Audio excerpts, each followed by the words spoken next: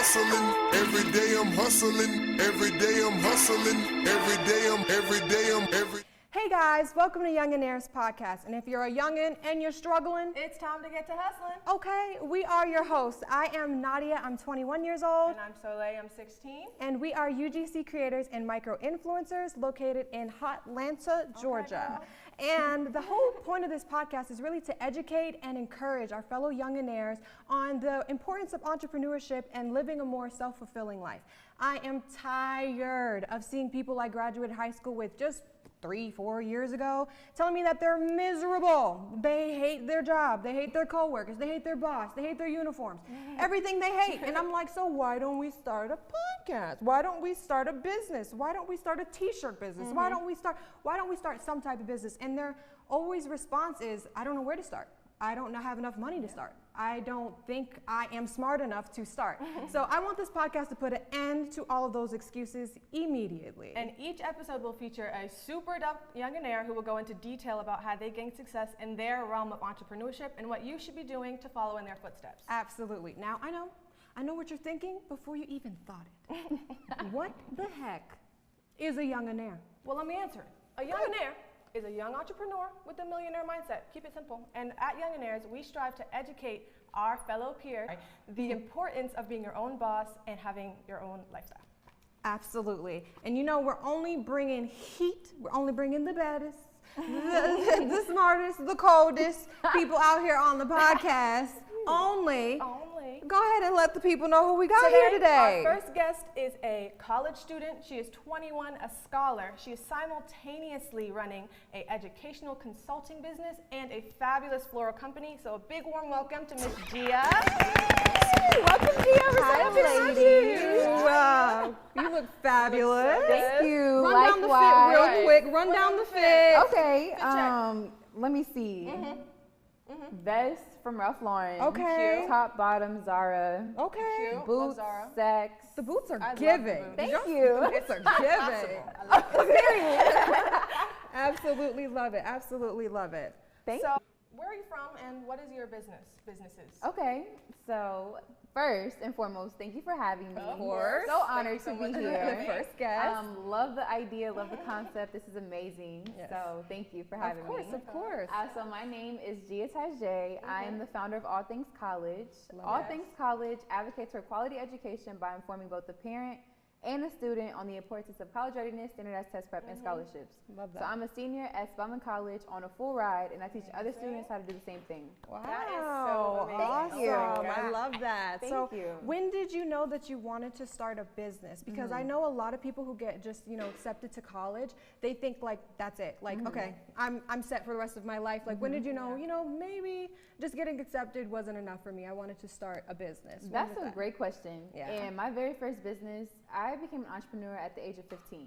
Oh, wow. So I come from a family You've been in the game for a minute. Girl, listen, in the game, okay? Girl, start young. But I come from a family of entrepreneurs, so this business, this idea of entrepreneurship was not new to me. Gotcha. It's definitely like in my blood. So Amazing. my first business was Pretty Hair Posse, which encouraged young women to embrace their natural hair and beauty. But the purpose behind it was to teach young women how to start a business to generate their own income, so that way if they had aspirations of going to college, they could go and it wouldn't be a problem. Like they wouldn't say, oh, I can't afford it, or my family can't afford it. Right. So Pretty Hair Posse really was a segue to All Things College. And my very first session for All Things College, I was a freshman in high school teaching seniors in high school how to apply for scholarships, how to apply for the ACT, SAT, how to study for the ACT, SAT. And it started with 2 people. Then we went to 5 people, then 7 people. Then before I knew it, I had to start renting out a library, and it was about 30 people. A library? A library. This girl got a library. Okay. A whole classroom. By yourself? Yes, me. Of course, my parents helped me. Yeah. But essentially, I knew I was eager to go to college, and I knew I wanted to go to college, and I had peers around me who were also interested, and we just didn't know how. Wow. So I wanted to teach them while I was learning. Wow, that is fabulous. What is your biggest achievement from All Things College that you're like super proud of? Like, yes, I love this question. I would definitely have to say whenever I brought on my first long-term client to help her literally start from scratch. Yeah. She didn't know where she wanted to go, what schools, why she wanted to go, how Right. she was going to go, how she would afford it. So I helped her from A to Z, and then she ended up receiving scholarships from Spelman. She got into so many amazing schools. Wow. And then I also helped a student get a full ride to Vanderbilt. So I was like, okay, I got the secret sauce here. Like, I know I can help people. That is so awesome. Yes. So like just really seeing that my dedication and my genuine desire to help people, like go to school and to see it like start to finish. I was like, wow, like that's nothing but God. Yeah, no, for real. That is really awesome. Like, because I know a lot of people when they're in school, they're just thinking about themselves. Like, how do I get to college? Like, how do I get there? But you're kind of like another step ahead. You're like, okay, I already know I can get there. I already got that in the bag. What else can I do? Exactly. You know what I mean? And like also, I have 2 younger sisters, so I'm the oldest. And my parents, my mom went to school, but she has her own debt. And so I knew I wanted to go to school. I have sisters who want to go to school. So it was like, I can't ask my parents to go into $200,000 of debt for me. Right. So, College tuition, they'll get you. girl, yes, I applied for scholarships and at this point received over $1 million. Wow. Wait, $1 million. Rewind it. Rewind it. Yeah, I didn't actually. What'd she catch say? that one. Received over $1 million in scholarships. Wow. I started out at 700,000 and then it just kept going, and then now. Girl. Yes, so debt-free degrees. Debt-free degrees. Yes, that's going to be the caption. Yes. That's a good one. So go into the Well, next. you answered this one a little bit too, but your parents, were they very supportive of, you going both to college and entrepreneurship and everything? Well, more since you kind of like answered that, probably. So, what would you say to somebody who doesn't have supportive parents? Yeah, that's a good one. And they're looking to start a business, but they're in college. What would you say to somebody who's like that? Maybe has parents that are like, no, don't do it. That's a good question. What would you say to them? And I'm grateful that I've never been in that position because my parents have always been like, I call them my silent investors. Like, they support everything. I love me a good silent investor. Listen, like, I have an idea and my mom's automatically like, okay, how can we make this happen? Right. Let's put in a timeline. How do we get sponsors? How do we get funding? So I'm really grateful I've never been in that position. Yeah. But I can understand someone who is an aspiring entrepreneur and don't have the necessary support from their family members or their friends. And so I would say just do it. Like, still, because at the end of the day, it's bigger than us. Yeah. It's bigger than myself. It's bigger than you. It's bigger than whoever we are trying to serve. Yeah. And so I think ultimately it's about understanding your purpose and your intent and why you even set out on this path. And so just remembering that and having like laser focus or laser vision, that should be the driving factor as to why anybody wants to become an entrepreneur. Exactly. And also for other people who are in your family who want to do that, and you have some people in your family who are not very supportive. Just don't listen. Block them out. Block it. Who cares? Hater blockers, okay? Because once you get there, I promise you, they're going to be like, oh my God, Yes. I always believed in you. Shut up. Close your mouth. No, for real. Come on. But when you first started All Things College, did you think that you would have as much impact as you did when you first were like at the drawing board, like piecing it together? No. No, it just was literally like, okay, you want to go to Stanford, you want to go to Spelman, you want to go to all of these top schools, so how are you going to get there? Right. And it just so happened that I've always been the person, like whenever I learn something, I immediately just want to share it. Right. Because it's something for everyone. Yeah. And we can all have different perspectives or different blessings that come from that. Right. So, no, I didn't to answer the question, but I'm happy that it's turning out how it is. Yeah, I love when God be surprising us. Listen, and be okay. like, what? Wow, this is for me? Yeah. So Literally. fabulous. Thank you, God. Yes. Right. Well, next question. How did you get into the floral business from college? Yes. Oh my gosh. So my other business is Gigi's Floral Boutique, based in Atlanta. And essentially, that was like my outlet during the pandemic. Oh, So, really? Yes. And my family, we're from New Orleans. I grew up in Atlanta. We have a lot of parties. Love to party. Yeah. Always having an event, whether it's to celebrate businesses, celebrate life, whatever it is. And so flowers have always been a part of our life. And so, I don't know, I just like fell in love with it. And then when the pandemic hit, it just, like I said, it was my outlet. And I just spent so much time, and I was like, okay, I could really see myself doing this for hours, forever. So yes, and now it's really just to spread joy and like just to really, people say romanticize your life, but you should. Yeah, you should. And I think flowers play a big part in that. Right. And so on my 27th birthday, I'm opening my flower shop. Okay, I love that. Yes. So it just started at something that, you know, was just like a general hobby that you just saw and you're like, oh my God, something about flowers just really does something for me. And then turned it into a business. That's the best businesses. No, when literally. They start off from something you weren't even It was no thinking intent. about. And then someone called me to do their baby shower. They were like, oh, we would love for you to do our wedding. Birthday parties, I was like, oh wait, hold on, I can make money from this. Like, slow down, God. Exactly. A lot of blessings at one time. Exactly. Love that, love that. So what would you say your busiest season for your floral business is? I'm gonna take a guess. Mother's Day. Girl, yes. Absolutely. It's Mother's Day. People show February. out for the moms, and as they should. As they should. As they should. What were you gonna say? I was gonna say February. Valentine's Day. Day. But it's literally Mother's Day, then Valentine's Day. Really? And then occasionally the holidays, but Mother's Day always sell out. Love that. Yes, Atlanta be buying me out. I'm like, thank y'all. Okay, thank you, Atlanta. Yes. Quick check, quick check. Exactly. Oh my God. Okay.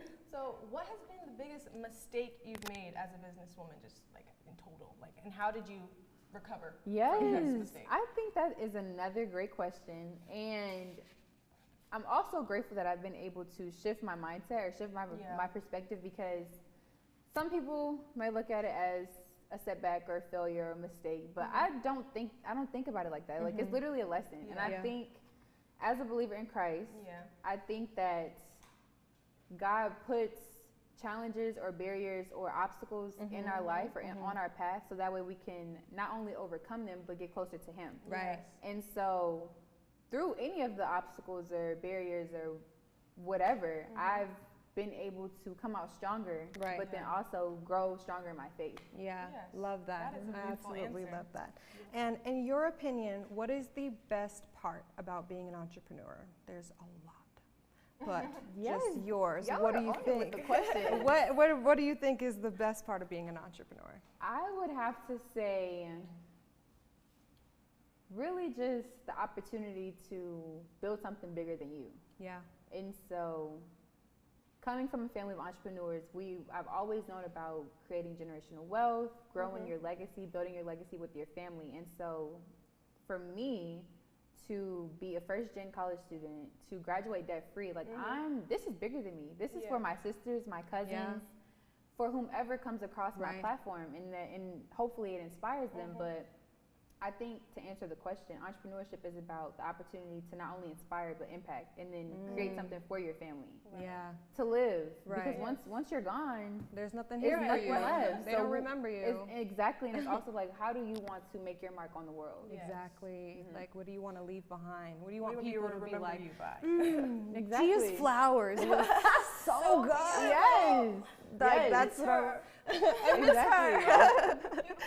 Love that. Now, I think it might be time for pie time. I think it's pie time. Pie time. I think it's pie time.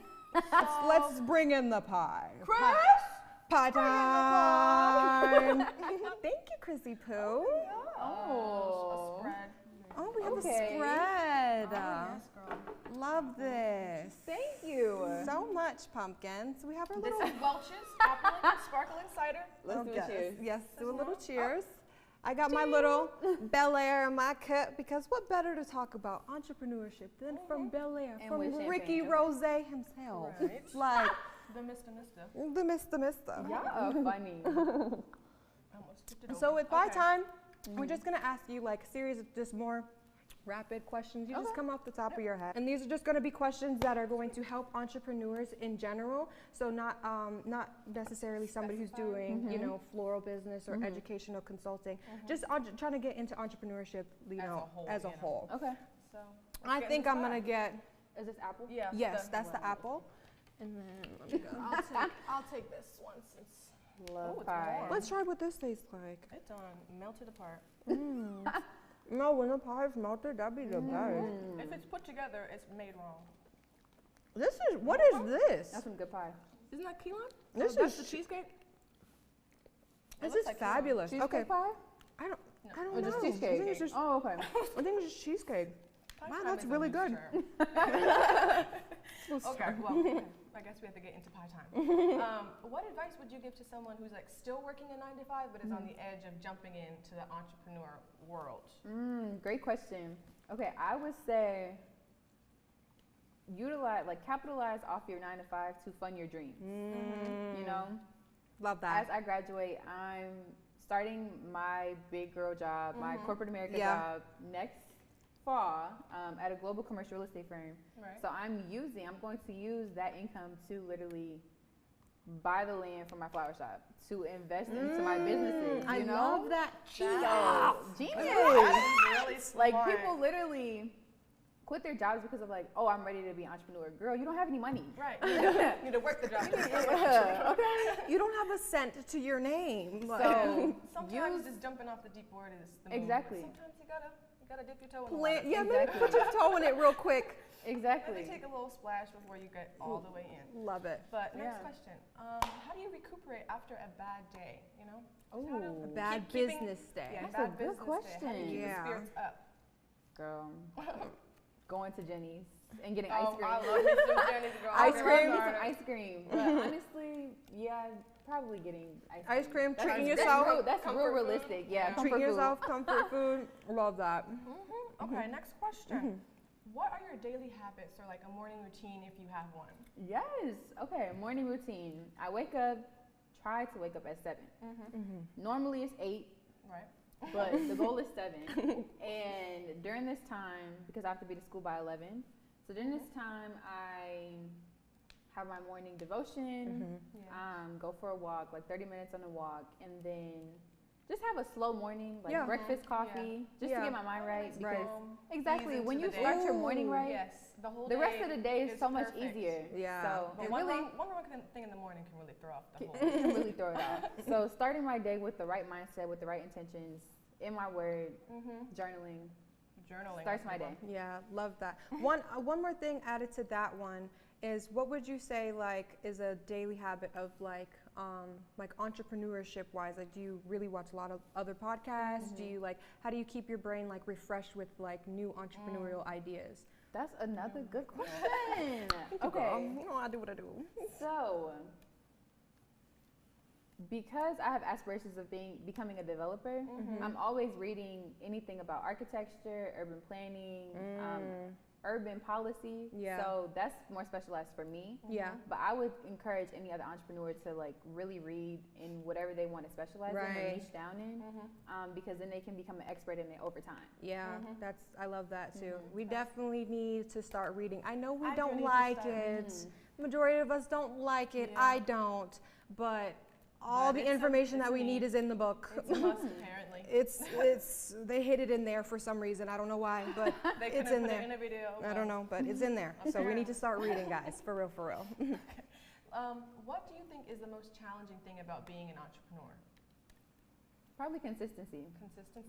That's what I was thinking too. Staying Like Consistent. like everyone always says that, but that's true. No, Yeah, it's the it is. truth. Like It's the discipline and consistency.